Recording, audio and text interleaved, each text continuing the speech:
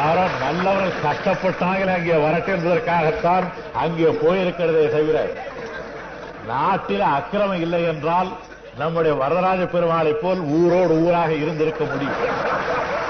நீங்கள் உங்கள் தொல்லை தாழ மாட்டாமல் 7 மலைக்கு அப்பால இருக்கிறவரை மறுபடியும் அழைத்துக் கொண்டு வந்து நீ அதர்ம காரியத்திற்கு நீ துணை செய் என்றால் உண்மையிலே துணை செய்வாரா?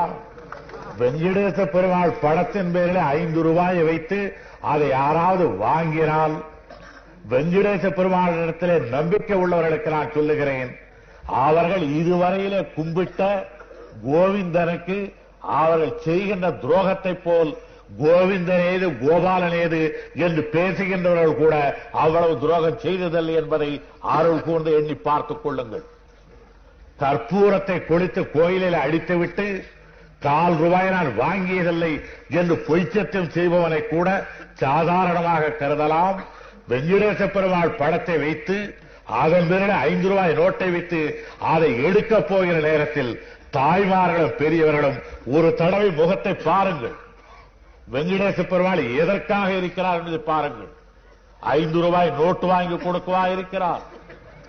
கைகால் பிடிப்பு வந்தால் அவரை கும்பிட்டால் நீங்கும் என்கிறார்கள். புத்தி கோளாறு ஏற்பட்டால் அவரை கும்பிட்டால் நீங்கும் என்கிறார்கள். மலடிகள் அந்த கோயிலுக்கு போய் வந்தால் பிள்ளை பிறக்கும் என்கிறார்கள். சொத்து இல்லாதவர்கள் அந்த கோயிலுக்கு போய் வந்தால் அறவழியிலே சொத்து சம்பாதிக்கலாம் என்கிறார்கள். பக்தர்கள் பல மாதிரி அதை பற்றி சொல்லுகிறார்கள். அப்படிப்பட்ட ஒரு தேவதையை கொண்டு வந்து 5 ரூபாய் நோட்டை அதன் பேரிலே வைத்தால் நான் இதை கூட எண்ணி இருப்பேன். 5 ரூபாயாவது எடுத்துவிட்டு வெறும் வெங்கடேச பெருமாளை காட்டியிருந்தாலாவது வெங்கடேச பெருமாளுக்கு மதிப்பு இருக்கிறது என்று எண்ணுவேன். எனக்கு இப்போது எதற்கு மதிப்பு என்றே தெரியவில்லை.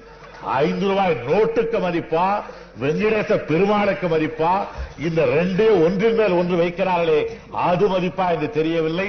அதைவிட கூடா நட்பா இது. வெங்கடேச பெருமாள் படத்தின் பேரில் 5 ரூபாய் நோட்டை வைத்து ஓட்டரிடத்தில் நீட்டுகிறீர்களே அதைவிட கூடா நட்பா இது. இவர் என்ன வெங்கடேச பெருமாள், நான் என்ன மேலே இருக்கிற 5 ரூபாய் நோட்டா?